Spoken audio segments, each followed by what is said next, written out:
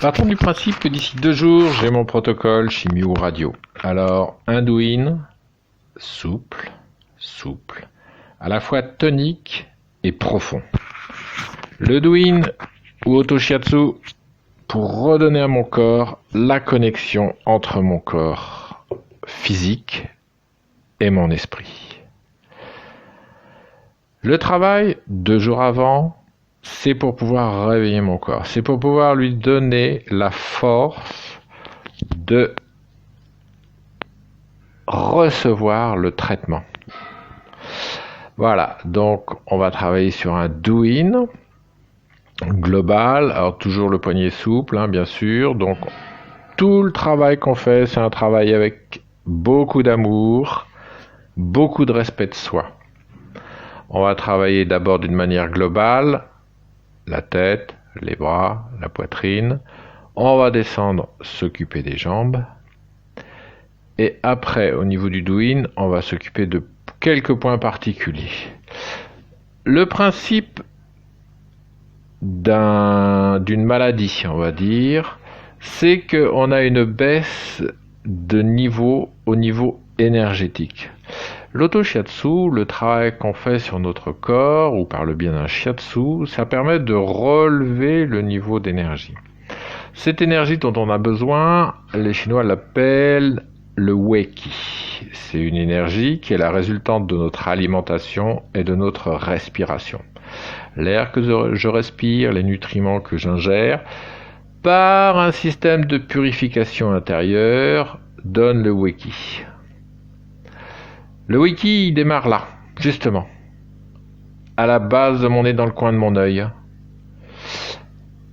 On va travailler sur les points maintenant. Donc j'ai un point qui est au milieu du crâne, au sommet de la tête, à la verticale, au milieu et à la verticale de mes oreilles. On va continuer de descendre, le point des 100 maladies. Quand je descends mes vertèbres cervicales, j'arrive à un moment sur une vertèbre cervicale qui dépasse un petit peu. On l'appelle la bosse de bison. Voilà, donc je vais travailler l'apophyse de cette vertèbre, le point des 100 maladies. Et on va carrément faire un saut à l'autre bout du monde, direction des pieds. Au milieu de la plante du pied, donc j'ai un point. Puis je vais avoir un autre point que je vais trouver sous la malléole. À l'intérieur du pied, toujours. Enfin, à l'intérieur du pied ou à l'intérieur de la jambe, ouais. Un autre point, celui-là, vous risquez peut-être de le sentir, celui-là. Donc quand je remonte entre mes métatarses, entre le gros orteil et le deuxième orteil, juste à l'intersection, j'ai un point. On va aller revoir sur l'autre pied. Le quatrième point, c'est un point qui se situe à une largeur de main au-dessus de ma malléole, derrière mon tibia. Et il nous reste un point à faire en remontant au-dessus de mon talon d'Achille, à la base de mon mollet, au milieu.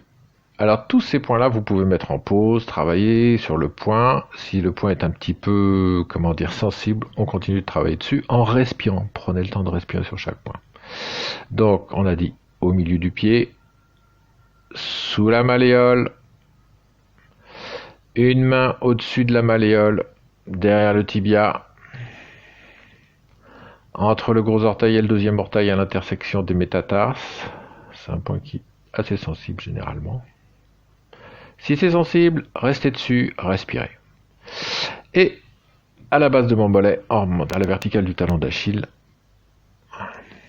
Et il nous reste, dernier point sur les jambes, j'ai mon ménisque, ma rotule plutôt que mon ménisque d'ailleurs, c'est parce que j'ai plus de ménisque que je dis ça. Voilà, donc à une largeur de main sous mes rotules, entre tibia et péroné, sur le côté, je vais avoir un autre point. Ça, c'est un point qui redonne de l'énergie à l'organisme. Donc, je peux rester dessus un moment.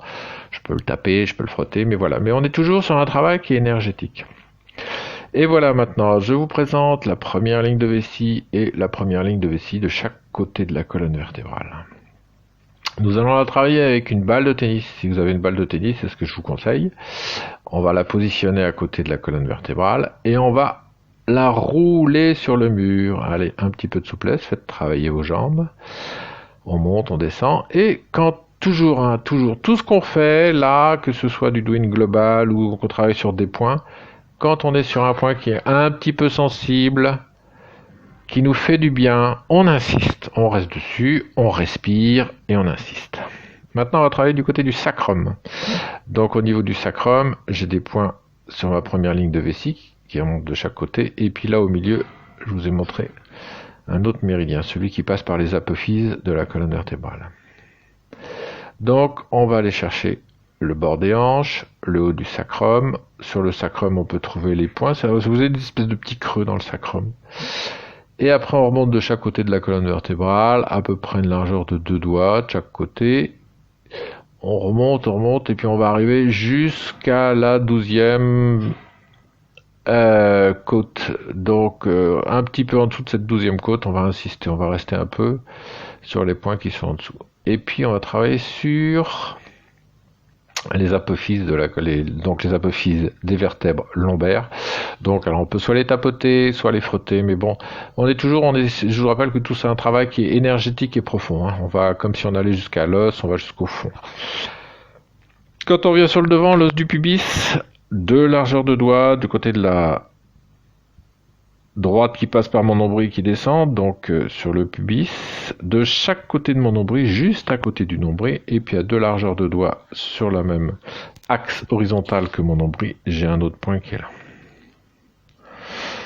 Entre mon pubis et mon nombril, il y a plusieurs points, donc je vais travailler toutes ces zones-là, donc je peux y passer plusieurs fois avec mes doigts, voilà.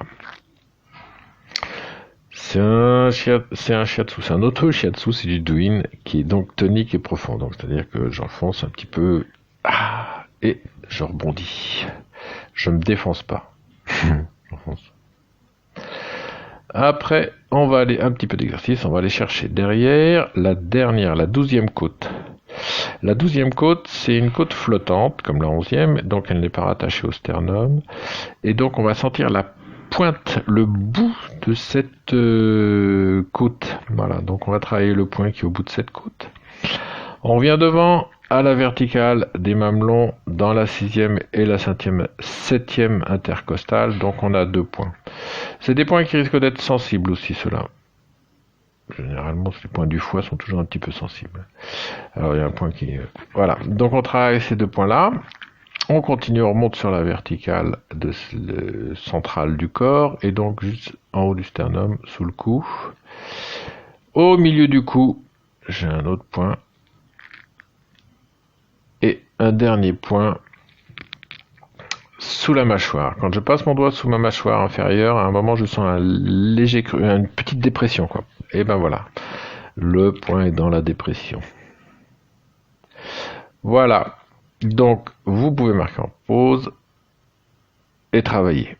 Maintenant, on va faire la partie de Qigong. Donc, la partie de Qigong, mes 2 pieds sont posés au sol, largeur de mes hanches, les genoux sont souples, le bassin est rétroversé, de façon à ce que ma colonne vertébrale se tienne un peu droite.